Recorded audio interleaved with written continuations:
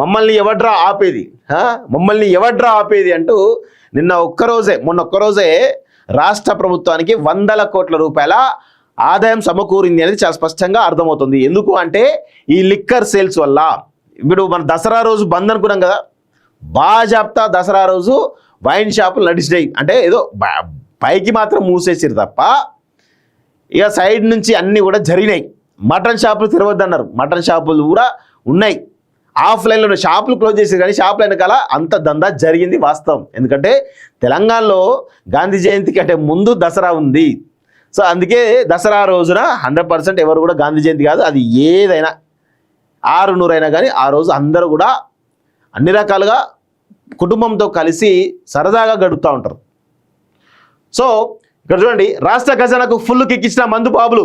3 రోజుల్లోనే ఎక్సైజ్ శాఖకు దాదాపు 697 కోట్ల ఆదాయం అట. గత రికార్డు బ్రేక్ భారీగా మద్యం అమ్మకాలు.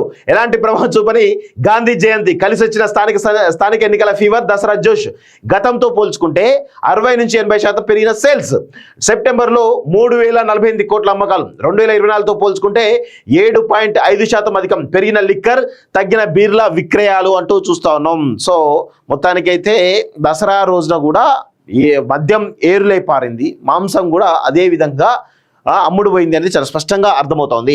దసరా పండుగ నేపథ్యంలో రికార్డు స్థాయిలో మద్య విక్రయాలు జరిగాయి. దీంతో రాష్ట్ర ఎక్సైజ్ ఖజానాకు భారీగా ఆదాయం సమకూరింది.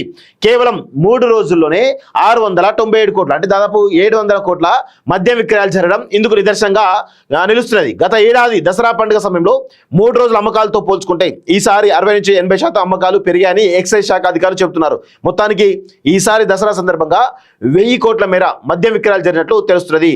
దసరాకు ఫుల్ దావతులు. ఇప్పుడు స్థానిక సంస్థల ఎన్నికలు ఉన్నాయి కాబట్టి ఎవరైతే సర్పంచ్ ఆస్పిరెంట్స్ ఎవరైతున్నారో ఇటు మందు పంచడం కావచ్చు, లేకపోతే మాంసం పంచడం కావచ్చు, ఇవన్నీ కూడా చేసిరు వాస్తవంగా. సో అక్కడక్కడ ఉండడం వల్ల సో అదనంగా 7-8% విక్రయాలు పెరిగినట్టుగా ఈరోజు ఎక్సైజ్ శాఖ చాలా స్పష్టంగా చెప్తున్నట్టు తెలుస్తూ ఉంది.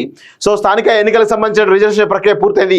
ఈ నేపథ్యంలో ఆశావాహులు ఓవైపు టికెట్ల కోసం ప్రయత్నాలు చేస్తున్నాయి, మరొక వైపు అనుచరులు ప్రజలను తమ వైపు తిప్పుకోవడానికి ట్రై చేస్తున్నారు. ఈ నేపథ్యంలో పండుగ రోజు ఫుల్గా దావతలు ఇచ్చినట్టు తెలుస్తుంది. అయితే దసరా, గాంధీ జయంతి ఒకేసారి రావడంతో మద్య విక్రయాలపై రాష్ట్ర ప్రభుత్వం మరి ఆంక్షలు పెట్టినట్టు తెలుస్తోంది. కానీ ఆంక్షలను కూడా దాటుకొని జరిగినాయి, అది విక్రయాలు చాలా బలంగా జరిగిన విషయం వాస్తవం.